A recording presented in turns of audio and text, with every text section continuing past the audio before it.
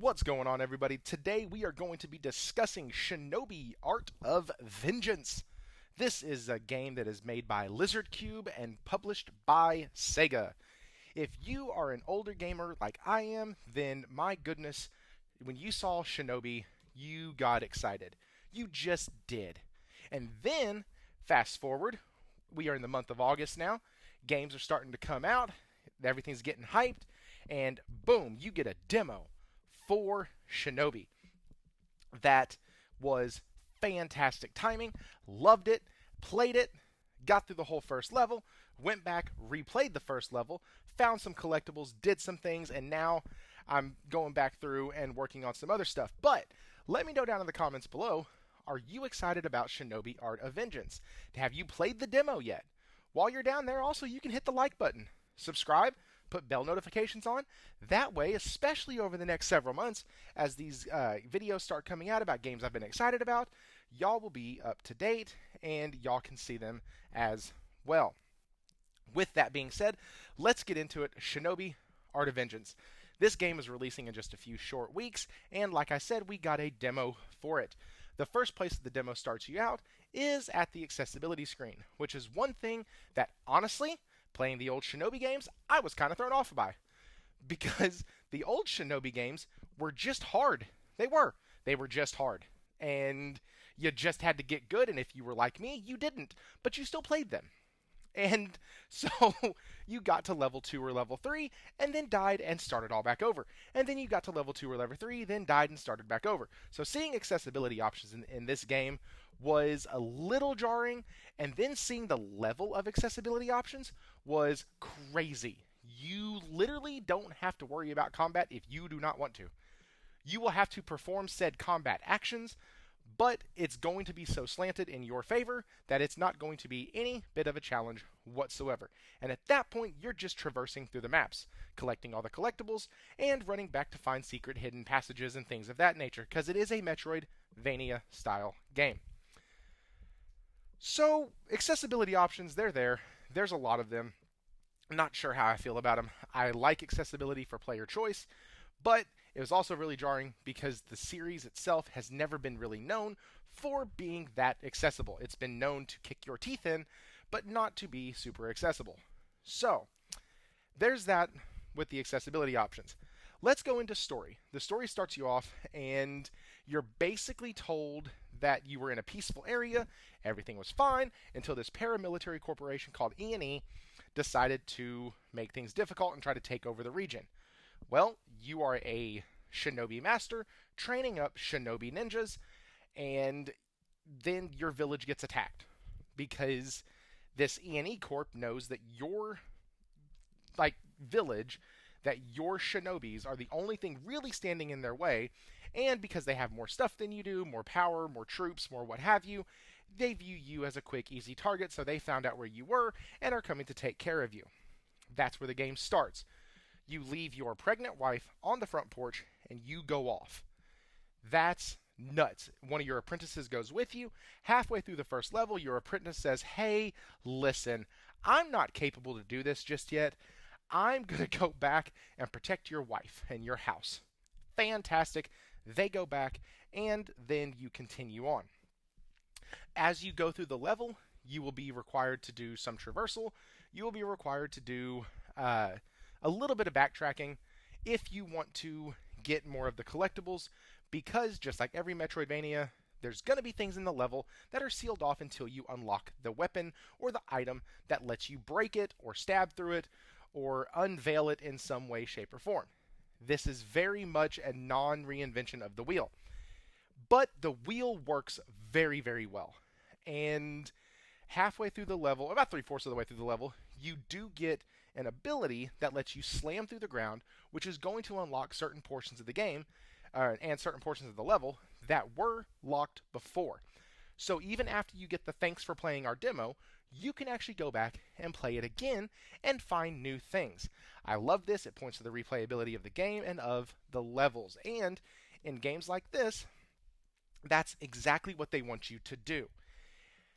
A couple of the things that I do like about the demo is that it does highlight some of the traversal areas that like there's a little rift you can go through in the first level once you unlock the item I was talking about earlier, and that level is a pain in the rear end. I have gotten about 3/4 of the way through it, I think, and it's hard. It is all traversal based. It's hard. Timing, platforming. If you like that kind of stuff, you're going to have a ball. It's going to be great. It reminds me of, and this is going to sound really weird, but it reminds me of the patience required to beat some of the triangle, square, circle levels in Astrobot. Just that level of, yep, you get one try. And if you die, you start back over at the beginning. And then you try it again. And then you try it again. And each time you're getting a little better. And sometimes you throw your controller across the room. There's those moments in those type of levels. And that's honestly what it reminds me of in here. So they did a good job with that, with making, one, it's optional. You don't have to do the rifts. If you want to complete the level 100%, you have to do the rift. But if you don't even have to worry about it and you can move on. On the level of combat, I will say I kept it on default setting the entire time. Not on the level of combat, on the topic of combat. I kept it on Shinobi the entire time, just the default setting, and I didn't really have that much of an issue. There were a couple bosses that if I just tried to brute force it all the way, that, yeah, you die. But if you just use your dodge button and get out of the way of attacks and things like that, then you'll be fine. And the attacks, at least in the demo, not hard to see coming at all. There's one enemy type that sometimes their attacks can be a little off screen, and they're a bit annoying, and that's the archer. But outside of that, everything else is directly in front of you. You can see it coming, and after the first couple times of even getting hit by something, you'll be right there ready to go the next time. And so that the way they have it all set up, the game is going to be really welcoming and inviting to new players, which when you're re-releasing, or when, I'm sorry, not re-releasing, but when you're kind of rebooting an IP or taking an old IP and making a new game for it and sending it out into the world, you want something that's going to be inviting to new players, but also give something for the older players who are coming back to it and going, oh man, I just want that nostalgia hit. And I think this game does a really good job of both. The way he runs, the way he jumps, the way he spins, the way he flips over everything is very, very in line with the way the original games looked.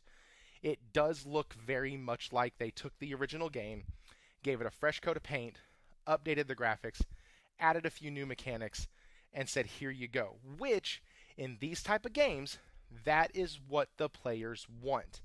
We know that from games like Teenage Mutant Ninja Turtles, Shredder's Revenge. We know that from games like the Double Dragon games, Streets of Rage 4.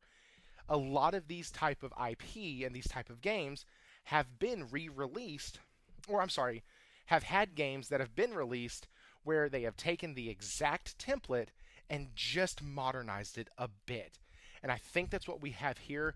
And honestly, I was already sold on the game, but now I'm doubly sold. It's going to be a fantastic title, and it's going to be a good time. And honestly, Lizard Cube did amazing work on it. They should be praised from here to wherever. They should be praised a lot, is what I'm trying to say. I didn't have a good analogy there, but they should be praised a lot for what they did. I would put this game on the level of care and passion that is given by Emu when they do titles like this. And that is the highest praise I can give, because that is the studio that I think does the absolute best in these type of games and in these type of spaces. So for me to be comparing Lizard Cube to Emu, that's high praise in my book.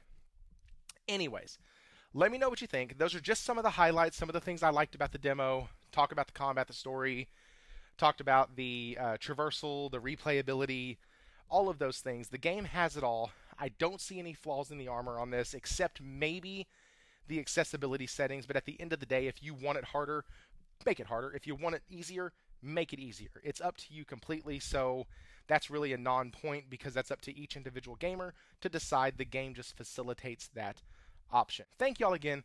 Comment down below. Let me know if this is something you like. This is something you're going to be excited about. Let me know if you played the demo. With all of that being said, as always, guys, have a great day. Thank y'all for watching, and I'll see you on the next one.